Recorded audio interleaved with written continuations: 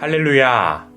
오늘 우리가 함께 읽고 묵상할 말씀은 요한복음 16장 1절에서 15절까지 말씀입니다. 내가 이것을 너희에게 이름은 너희로 실족하지 않게 하려 함이니 사람들이 너희를 출교할 뿐 아니라 때가 이르면 무릇 너희를 죽이는 자가 생각하기를 이것이 하나님을 섬기는 일이라 하리라. 그들이 이런 일을 할 것은 아버지와 나를 알지 못함이라.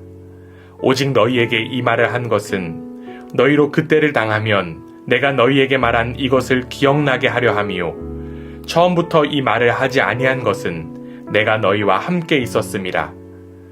지금 내가 나를 보내신 이에게로 가는데 너희 중에서 나더러 어디로 가는지 묻는 자가 없고 도리어 내가 이 말을 함으로 너희 마음에 근심이 가득하였도다. 그러나 내가 너희에게 실상을 말하노니 내가 떠나가는 것이 너희에게 유익이라. 내가 떠나가지 아니하면 보혜사가 너희에게로 오시지 아니할 것이요 가면 내가 그를 너희에게로 보내리니 그가 와서 죄에 대하여 의에 대하여 심판에 대하여 세상을 책망하시리라. 죄에 대하여라 함은 그들이 나를 믿지 아니함이요 의에 대하여라 함은 내가 아버지께로 가니 너희가 다시 나를 보지 못함이요 심판에 대하여라 함은 이 세상 임금이 심판을 받았음이라. 내가 아직도 너희에게 이를 것이 많으나 지금은 너희가 감당하지 못하리라. 그러나 진리의 성령이 오시면 그가 너희를 모든 진리 가운데로 인도하시리니 그가 스스로 말하지 않고 오직 들은 것을 말하며 장래 일을 너희에게 알리시리라. 그가 내 영광을 나타내리니 내 것을 가지고 너희에게 알리시겠음이라. 무릇 아버지께 있는 것은 다 내 것이라. 그러므로 내가 말하기를 그가 내 것을 가지고 너희에게 알리시리라 하였노라. 아멘. 성령 하나님의 인도하심 안에서 진리의 길을 걸어가는 여러분 모두의 삶을 주님의 이름으로 축복합니다. 저는 어릴 적에 이러한 생각을 한번 해보았습니다.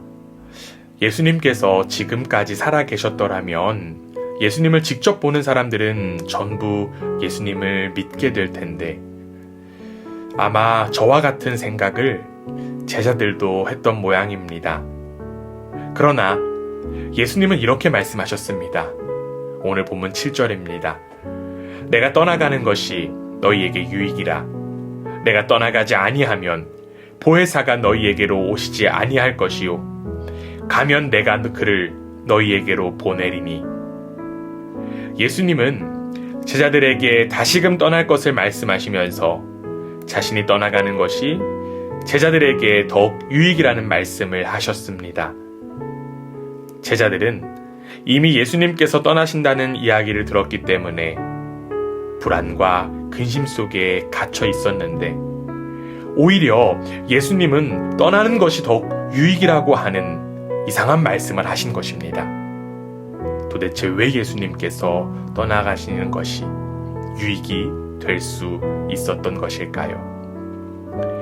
자신이 떠나는 것이 유익이라는 말씀을 하시기에 앞서 예수님은 분명하게 제자들이 실족하지 않기를 원하시는 말씀을 하셨습니다.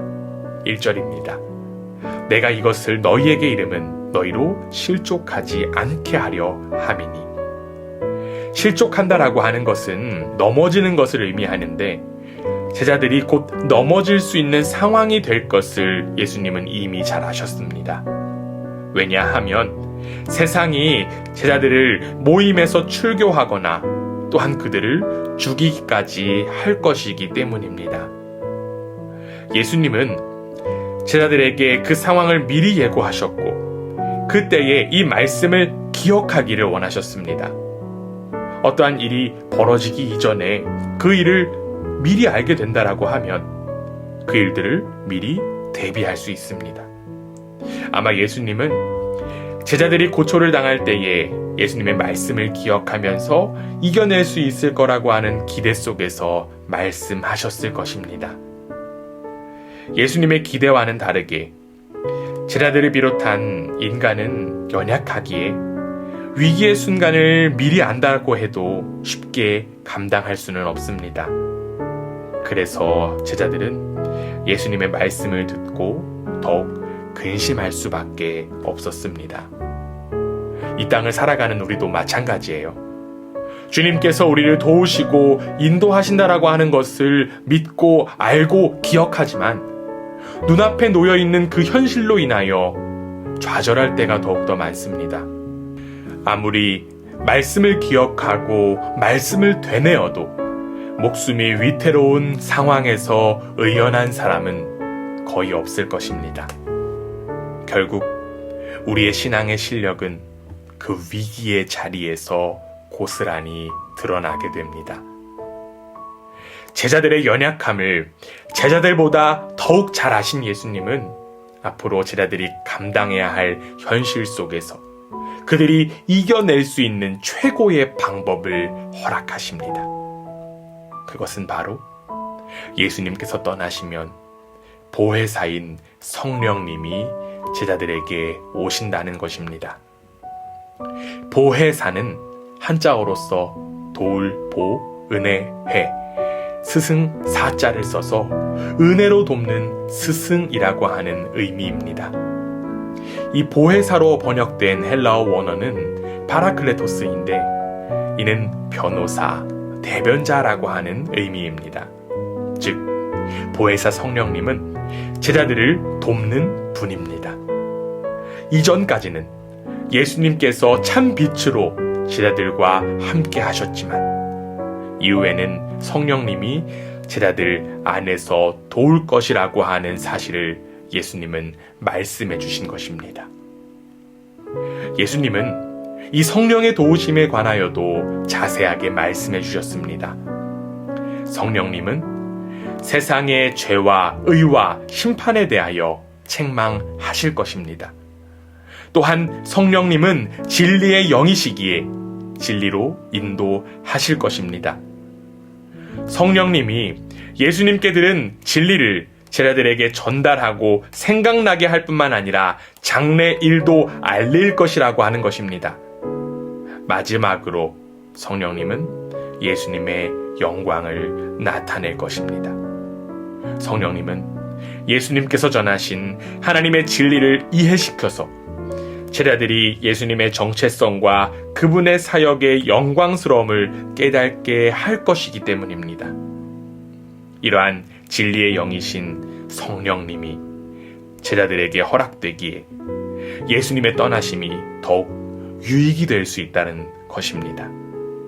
그리고 제자들에게 허락된 성령님은 지금 우리에게도 동일하게 허락되었습니다. 하나님 나라의 백성으로 살아가는 것 결코 쉽지 않지만 위기와 고난의 순간 속에서 우리가 감당할 수 있는 힘은 바로 성령의 인도와 도움 그리고 보호가 있기 때문입니다.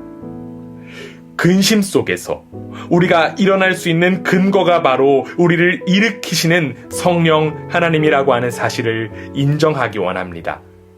그리고 이제 일어나기 원합니다. 성령 하나님과 함께 담대히 걸어가는 복된 우리 모두가 되기를 주님의 이름으로 간절히 원합니다. 아멘.